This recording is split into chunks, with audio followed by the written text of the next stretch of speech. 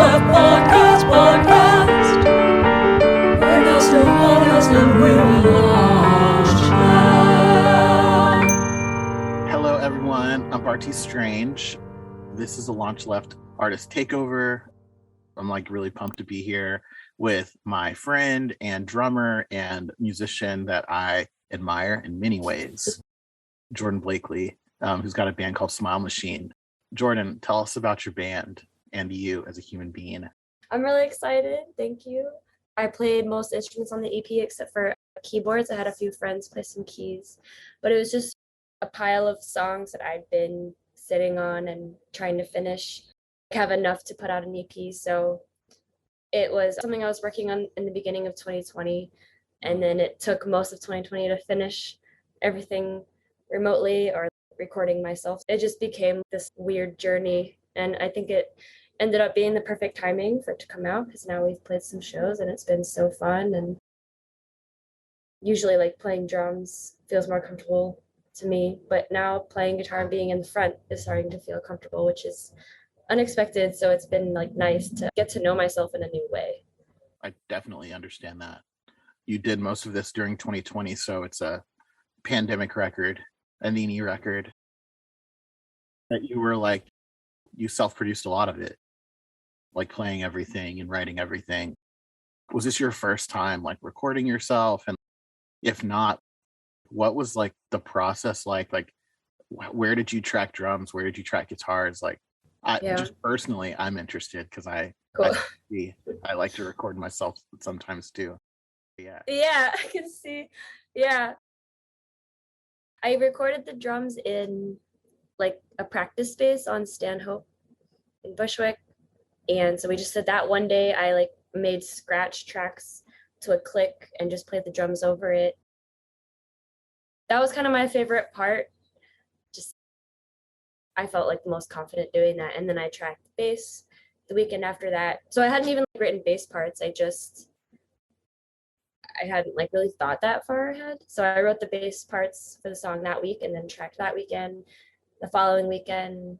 And that was at my friend Dan Francia's house. He used to do sound at Shea and he's done work with the Feelies and legend Dan. We just tracked like bass and guitar and vocals, but then COVID happened and I did just like the lead guitars and the solos, and everyone who did keys did them remotely. And then we like had to edit. It's hard to edit stuff in via email. Like I was like, okay, 1.06 till this time, this is what I want. And then it's just hard to communicate like that, where when you're in person, as you can just be like, I'm gonna sing what I want it to sound like and we can just do it and it'll be done. So it was like a little bit excruciating at times where you're like trying to get it right, and it's like the back and forth for such a minor detail can be hard. And I think it can be fun. That's one of my favorite parts about recording or writing or making videos or even like a live show, as we all know. It's sometimes things don't go as planned, but it's okay. I love that shit. What's your favorite song on the EP? I think it varies, like what mood I'm in. I think I'm really proud of Bone to Pick just because that's like the first one that's like really screamy. I had a lot of vision for it and I feel happy with how it turned out. Like I just had 3 guitar solos over the whole thing. I was like, I don't even know if this works. It's kind of chaotic, but I feel like I just want to do it just to do it. And I'm like really proud of that. Let's move on. Let's talk about some other things that we care about. I know this because I know you, but like, I know we both care about the environment and we both care about what's happening politically. Curious to know just what are some of the things that keep you up? There's so much going on. It's funny to be like, what do you care about? But I feel like there's like a growing sense of consciousness, like among a lot of people in our like little indie rock world. And I wonder what are some of the things that kind of make you tick or that you think about? We both lived in New York and in like the DC area, but homelessness, there's no excuse. America's so fucking rich. There's no reason for that. I feel like just the lack of compassion in our system where everything has to be like criminalized, everything has to be about money, and it's like it just feels inhuman to me. I feel like it goes against our like natural instinct as like human beings. One thing I've noticed living in DC versus New York is like how much better New York deals with homelessness versus DC.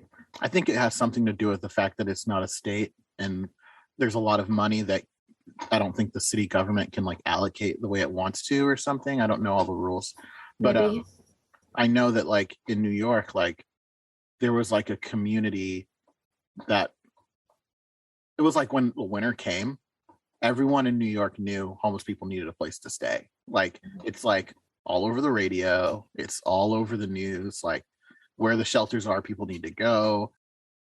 But I feel like in DC, there's just like this weird like lack of infrastructure for extremely poor people. Yeah. And I've always wondered why that is. And I go to LA and San Francisco and it feels like similar. Like the houselessness problem in San Francisco is so wild. I remember staying there like 4 or 5 years ago, and the person I was staying with, she was telling us how like everyone on the block just leaves their car doors open so they can have a place to sleep, and they're all gone by the time they go to work. And I was just like, that's really beautiful, but that's also just so dark and so horrible. It was like arguably the richest city in America, and it's like, how can someone not have a house? Like, how can someone not have a roof? It's horrific and cruel. Yeah, I agree. But in New York, you've got tons of banks that are just so big. Like, why do you need so much room for a bank? For an ATM, why do we need that? That could be like a small business, like a place for someone to sleep. It just seems like such a waste. And seeing like big condos be put up with no one in them, we obviously have the resources. Yeah, and then like in New York too, they're like probably like the biggest police budget. You just see cops like hanging outside of the subway station, just like trying to make sure no one jumps over the turnstile. As far as like how I express activism, I feel sometimes just like, how can I be more helpful? I feel sometimes discouraged or frustrated with my own limitations as a human being. How can I be more helpful? I don't know, just seeing how our education system twists things and lies about things was a little bit, it felt like my whole reality had been this like illusion as like a white person. That's interesting. I feel like I have a lot of friends who feel that way. I feel like I know a lot of people who are learning a lot and want to do more and will do anything, but they don't know what to do. And I feel like it's also this trap of the more you learn, the more you realize that there's so little that you actually can do, which is a really dark place to be, especially as a creative person who likes to make new things. But one thing to answer that thought of what can you do, like the first thing that came to my mind was like your existence as an artist and the person you are, where you're from, and the people you represent. I feel like that always carries a lot more weight than we give it credit for.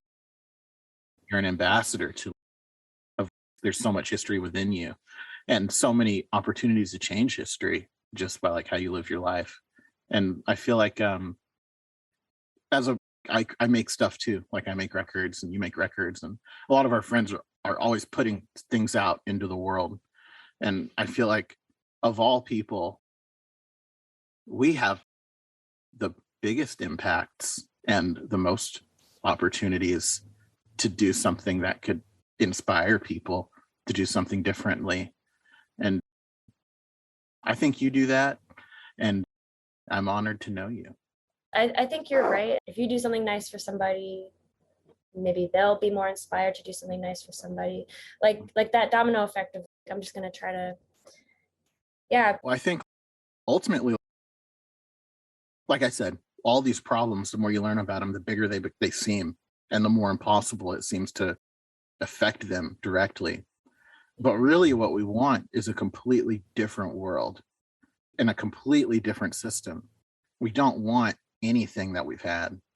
And I think that the best example of building something new is creation and art and putting something new out, putting a new idea out there, combining indie rock and hip hop, showing people that like everything that we've known doesn't have to be exactly how we move forward. There's this energy of people are like searching, like across the world, like people are searching. And it's like a corny thing to say, but I do think that's real. Like generally, we have a very receptive audience to a new idea. And I think the sad part of that is when people get interested in a bad idea, like people that join like a Proud Boy thing or do something completely opposite. Like they were searching and they found something that fed them in the wrong way. And it's we need to create more things to feed more people. That's a really good point. There's something that Bernie Sanders said after the January 6th events. He was just saying people have a right to be angry. Like everyone's just really angry and they've been let down. We've all been let down by the same people. They're just expressing their anger in like that way. And it doesn't make it right, but we're all stuck in the same fishbowl or whatever. Yeah, having more constructive places is helpful. Totally. This has been great. I'm glad that we got to kick it virtually and talk a little bit about your music. And shout out to LaunchLeft for letting us take over for a little bit. And keep on rocking in the free world, babies. Hi, this is Jordyn from Smile Machine on the LaunchLeft Artist Takeover. Here's a new song from my EP, Bye For Now.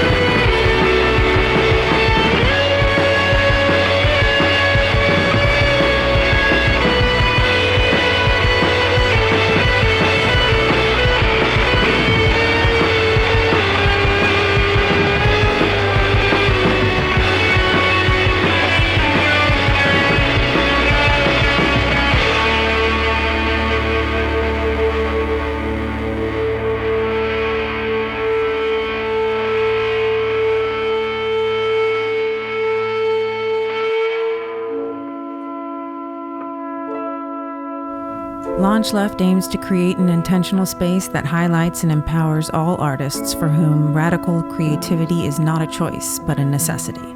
LaunchLeft begins with music, but its ultimate aim is to launch left-of-center artists in all creative fields.